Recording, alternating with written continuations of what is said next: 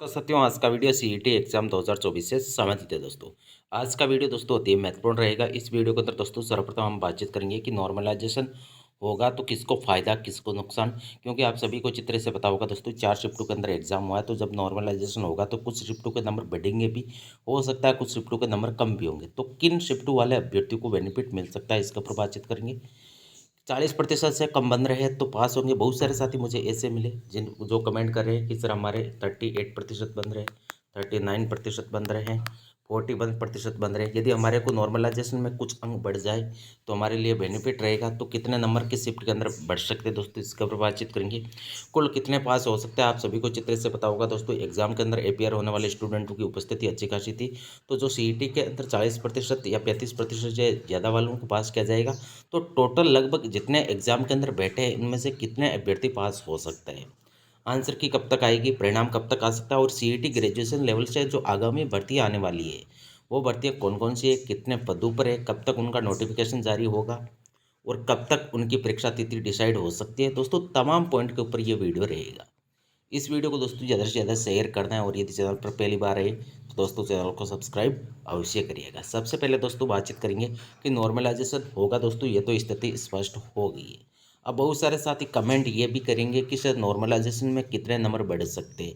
दोस्तों ये अलग अलग एग्जाम की अलग अलग शिफ्ट के ऊपर डिपेंड रहता है कि पेपर का लेवल प्रत्येक शिफ्ट के अंदर किस प्रकार का था। यदि हम एग्जाम्पल के माध्यम से बातचीत करें तो पिछले ईयर जो आपकी पटवारी एग्ज़ाम हुआ था दोस्तों, उसमें कई सारे साथियों के अच्छे खासे नंबर बढ़े भी थे, तो कुछ शिफ्टों के अंदर नंबर 10 से 15 कम भी हो गए थे। अब इसी के साथ कई सारे साथी ये कमेंट करेंगे कि सर पिछली बार सीईटी के अंदर नॉर्मलाइजेशन हुआ लेकिन 3 से 4 नंबर का ही अंतर रहा, यानी किस शिफ्ट के 2 नंबर बढ़ गई है तो किसी शिफ्ट के 3 नंबर कम हो गई, और कुछ शिफ्टों के अंदर 1 या 2 नंबर का ही कुछ पॉइंटों के अंदर ही फेरबदल हुआ है। तो अब की बार भी क्या ऐसा होगा, तो दोस्तों मैं आपको बता दूं अब की बार जो सीईटी ग्रेजुएशन लेवल का एग्जाम हुआ है उसके अंदर जो अलग अलग शिफ्टें हुई थी 27 तारीख, 27 सितंबर को और 28 सितंबर को, जो दो दो शिफ्टें थी प्रत्येक दिन। तो इनमें यदि पेपरों का लेवल देखा, हो सकता है कई सारे साथी मेरे से एग्री कर रहे होंगे, कई सारे साथी हो सकते हैं डिसएग्री होंगे इससे, लेकिन जो मुझे लगा, जो पेपर का विश्लेषण मैंने किया कि कौन से पेपर में किस लेवल का प्रश्न आई है, तो दोस्तों 27 सितंबर की जो दोनों शिफ्टें थी उनमें से जो फर्स्ट शिफ्ट थी दोस्तों वो ईजी थी, ये मुझे लगा। हो सकता है कि आपको टफ लगी होगी, लेकिन 28 सितंबर की जो फर्स्ट शिफ्ट थी वो सबसे हार्ड थी। यदि दो बात करूं मैं कि 28 सितंबर और 27 सितंबर में सबसे हार्ड और सबसे इजी कौन सी शिफ्ट थी, तो 28 सितंबर की फर्स्ट शिफ्ट सबसे हार्ड थी। इसमें से हार्ड होने का कारण मैं आपको बता दूं कि जो कथन निर्धारण, कथन निष्कर्ष हो गया या धारणा वाले क्वेश्चन जितने भी थे दोस्तों, रीजनिंग हो चाहे आपके राजस्थान जीके हो, राजस्थान जीके का तो वेटेज बहुत कम था इस शिफ्ट के अंदर। तो ये सबसे कठिन शिफ्ट थी, और कथन निष्कर्ष के जो क्वेश्चन थे दोस्तों वो इजी नहीं थे। इस वजह से दोस्तों 28 सितंबर की जो फर्स्ट शिफ्ट है उन अभ्यर्थियों के नंबर अच्छे खासे बढ़ सकते हैं। अब बढ़ेंगे कितने दोस्तों, वो तो जिस दिन आपका परिणाम जारी होगा दोस्तों उसी दिन पता लगेगा। जिस दिन आप 40% वाले अभ्यर्थियों के रोल नंबर होंगे उसी दिन दोस्तों कौन सी शिफ्ट के अंदर कितने नंबर और कौन से फॉर्मूले से नॉर्मलाइजेशन हुआ दोस्तों, सारा का सारी चीज़ दोस्तों वहाँ पर मेंशन रहेगी। और जो 27 सितंबर की फर्स्ट शिफ्ट थी दोस्तों वो सबसे इजी थी। यदि देखा जाए तो दोस्तों सबसे इजी शिफ्ट 27 सितंबर की फर्स्ट शिफ्ट थी। तो अब बहुत सारे साथी ये कमेंट करेंगे कि सर आपका मतलब ये है कि 27 सितंबर की फर्स्ट शिफ्ट वाले अभ्यर्थियों के नंबर कम होंगे। दोस्तों ऐसा कुछ भी नहीं है। अलग अलग पेपर के अंदर एवरेज स्कोर क्या आ रहा है दोस्तों उसी हिसाब से नॉर्मलाइजेशन होगा। अब अधिकतम कितने नंबर बढ़ सकते हैं, तो दोस्तों 300 अंक का प्राप्तांक है, तो हो सकता है किसी शिफ्ट के अंदर 10-15 नंबर भी बढ़ सकते हैं।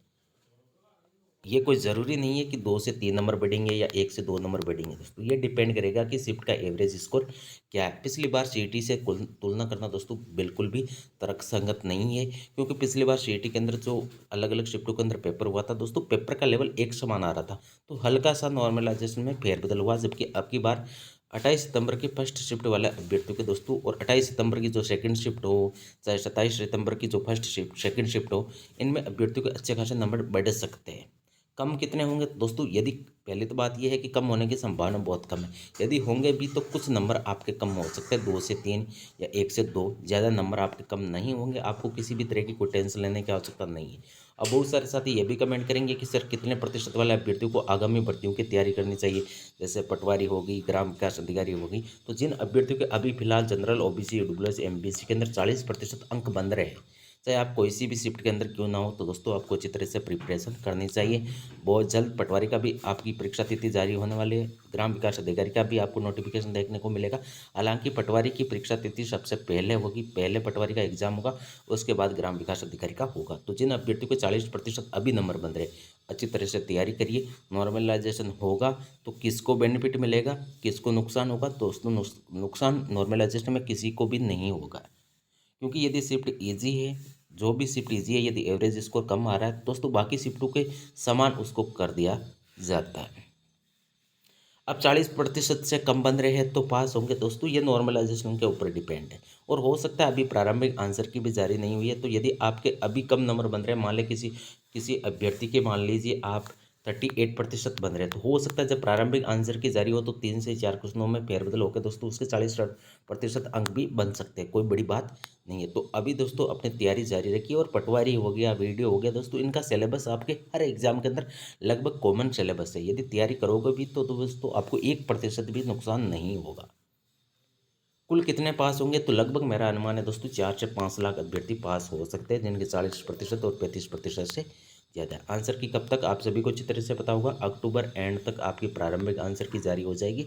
उसके बाद 2 से 3 दिन का टाइम आपका ऑब्जेक्शन के लिए दिया जाएगा। और उसके बाद लगभग मान के चलिए कि 1 मंथ के भीतर राजस्थान कर्मचारी चयन बोर्ड अब की बार सीईटी ग्रेजुएशन लेवल का परिणाम जारी कर सकता है। कितने क्वेश्चन डिलीट होंगे, या जो विवादास्पद प्रश्न है उनको डिलीट किया जाएगा, या बोनस दिया जाएगा दोस्तों, अभी स्थिति स्पष्ट नहीं है। हो सकता है कि अब की बार जो प्रश्न विवादास्पद हो उनको पर बोनस भी दे सकता है। यह नया नवाचार कर रहा है राजस्थान कर्मचारी चयन बोर्ड। रिजल्ट का मैंने आपको बोल दिया कि लगभग दिसंबर एंड या जनवरी के फर्स्ट वीक तक भी आ सकता है दोस्तों। सीईटी ग्रेजुएशन लेवल के अंदर आगामी भर्तियां कौन कौन सी है? तो सबसे बड़ी आपकी वैकेंसी आने वाली है दोस्तों पटवारी की। फिलहाल जो अभी नोटिफिकेशन जारी होगा तो उसमें पदों की संख्या लगभग 1900 से लेकर दोस्तों 2000 के आसपास आएगी। लेकिन इसमें पद बढ़ेंगे दोस्तों। कितने बढ़ेंगे? तो लगभग मेरा अनुमान है कि 1000 के आसपास टोटल यदि बातचीत करें तो लगभग ये आपकी 3000 सीटों पर दोस्तों ये वैकेंसी हो सकती है। बड़ी वैकेंसी है सीईटी ग्रेजुएशन में। सबसे बड़ी यदि पदों की वैकेंसी है वो पटवारी। और पटवारी का एग्ज़ाम मार्च में तो होगा नहीं, पहले दोस्तों बोला गया था कि मार्च में संभावना है। अब कब होगा? तो दोस्तों अप्रैल और मई के अंदर एग्ज़ाम राजस्थान कर्मचारी चयन बोर्ड कंडक्ट करवा सकता है। तो आपके पास अभी 4 से 5 महीने का दोस्तों टारगेट लेके चलिए। और जो भी सिलेबस है दोस्तों उसको बिंदुवार दोस्तों आपको अच्छी तरह से तैयार करना है। वीडियो की भर्ती दोस्तों, ये ग्राम विकास अधिकारी की भर्ती लगभग तो 1500 से लेकर दोस्तों 2000 पदों के आसपास आपको देखने को मिल सकती है। और इन भर्तियों का नोटिफिकेशन जैसे ही आपका सीईटी का दोस्तों परिणाम जारी होगा, आप 10 से 15 दिन के भीतर इन सारी की सारी वैकेंसियाँ हैं दोस्तों जिनकी अभ्यर्थना राजस्थान कर्मचारी चयन बोर्ड के पास पहुंच चुकी है, उनका नोटिफिकेशन दोस्तों जारी हो जाएगा। और अब की बार जो दोस्तों मेन एग्जाम होगा जैसे पटवारी का वीडियो, इसके अंदर दोस्तों नेगेटिव मार्किंग रहेगी। ओनली फॉर सीईटी के अंदर नेगेटिव मार्किंग नहीं थी, लेकिन आगामी जो भी भर्तियाँ सीईटी ग्रेजुएशन लेवल के अंदर है, अधिकतर भर्तियों के अंदर दोस्तों आपको नेगेटिव मार्किंग देखने को मिलेगी। सीईटी के अंदर शिफ्ट वाइज विश्लेषण, कौन सी शिफ्ट ईजी थी, कौन सी शिफ्ट हार्ड थी, तो दोस्तों मैंने आपको मेरा पॉइंट ऑफ व्यू बता दिया। हो सकता है कि कई सारे साथी एग्री हो सकते कई सारे साथी एग्री ना हो। फर्स्ट शिफ्ट मुझे सबसे ईजी लगी और थर्ड शिफ्ट सबसे मुझे हार्ड लगी। हो सकता है कि सेकंड शिफ्ट और फोर्थ शिफ्ट के अंदर ज़्यादा फेरबदल ना हो दोस्तों। ये शिफ्टों का, दोनों शिफ्टों का लेवल दोस्तों एक समान ही था।